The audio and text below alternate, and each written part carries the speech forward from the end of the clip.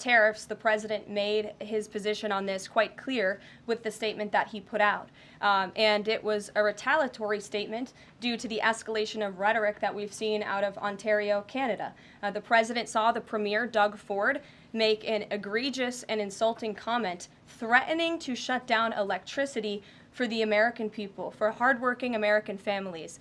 He made that threat. The president saw that and has an obligation and a responsibility to respond accordingly and represent the interests of the American people. So he has made the decision to add a 25% tariff.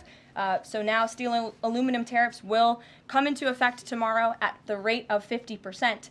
And our steel and aluminum industries have actually applauded these tariffs because, again, they know it's going to grow their industry here. It's going to allow them to export more steel that is made right here in the United States with American workers. Egregious and insulting are your words here, but that's what many Canadian leaders have said about the actions President Trump has taken toward Canada.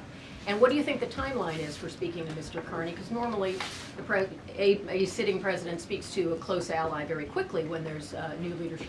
Well, the president is, again, responding to the fact that Canada has been ripping off the United States of America and hardworking Americans for decades. If you look at the rates of tariffs across the board that Canadians have been imposing on the American people and our workers here, it is egregious. In fact, I have a handy-dandy chart here that shows not just Canada, but the rate of tariffs across the board. If you look at Canada, since you brought it up, American cheese and butter, nearly 300% tariff.